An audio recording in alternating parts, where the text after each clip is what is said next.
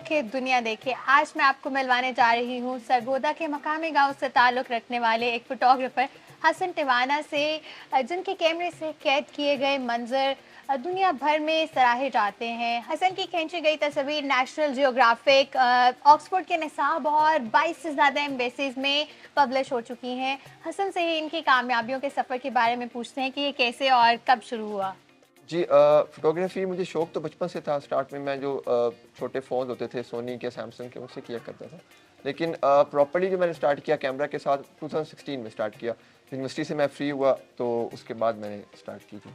National geographic और Oxford की किताबों के निसाब में शामिल होना, मतलब आपकी तस्वीरों का, ये बहुत बड़ी बात है। ये अचीवमेंट कैसे हासिल की? नेट जियो का तो ये है कि जी नेशनल जियोग्राफी की अपनी वेबसाइट है।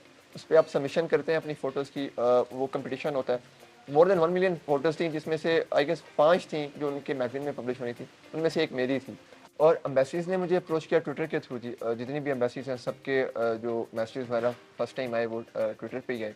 उधर से उन्होंने मुझे अप्रोच किया और एग्ज़िबिशन्स भी हुए। स्पेनिश एम्बेसी ने 2 दफ़ा किया है, फ्रेंच एम्बेसी ने किया है, यूके एम्बेसी ने 2 दफ़ा किया है। और भी काफ़ी एम्बेसी हैं जो मेरा काम डिस्प्ले भी कर चुकी हैं और मेरे एग्ज़िबिशन्स भी करवा चुके हैं। हसन, गांव की तस्वीर देखकर लोगों का कैसा रिस्पॉन्स आता है, क्योंकि देहात वाला जो एक कल्चर है वो ख़त्म हो रहा है। जी।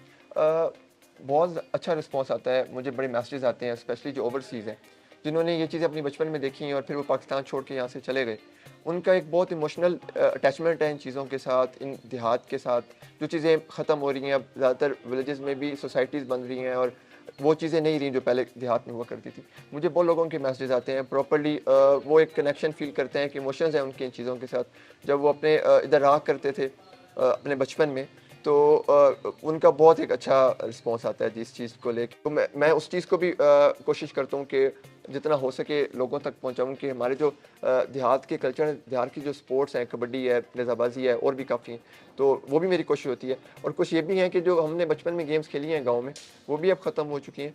अब बच्चे वो नहीं खेलते, फ़ोन वगैरह यूज़ करते रहते हैं। तो मैं कोशिश करता हूँ कि वो भी खुद बच्चों को वो खिलवा के और उसको फ़ोटोग्राफ करने की भी कोशिश करता हूँ। तो उन चीज़ों को प्रिज़र्व करने का मेरा होता है मिशन ना, कि उनको भी प्रिज़र्व किया जाए।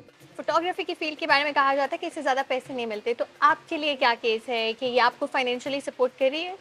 मैंने स्टार्ट भी इस चीज़ को सोच के नहीं किया था कि मैं इससे पैसे कमाऊँगा, और ना ही अब मेरा इसमें कोई मिशन या कोई मैंने इसको रखा हुआ है कि मैं इससे पैसे कमाऊँ या कुछ। लेकिन मेरे एनएफटीज़ बहुत अच्छे सेल हुए हैं। मतलब मेरी 3 तस्वीर थी जो दुबई में ऑक्शन पे नियरली $8,000 की सेल हुई। उसके अलावा मेरे फ्रेंड्स हैं ओवरसीज़ मेरे से परचेज़ करते हैं। पाकिस्तान में काफ़ी ऑफ़िसेज़ हैं, गवर्नमेंट के ऑफ़िसेज़ हैं जो मेरे से परचेज़ करके बिल्डिंग्स में लगाते हैं। तो मैंने मिशन नहीं रखा इसको पैसे को, लेकिन होती है बिल्कुल जी, इससे फाइनेंशियली होता है।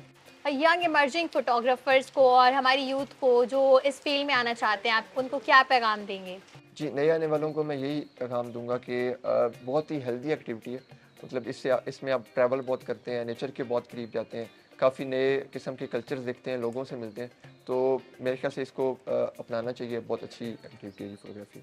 बहुत शुक्रिया हसन, उर्दू न्यूज़ से बात करने के लिए, और इस हवाले से देखते रहिए उर्दू न्यूज़।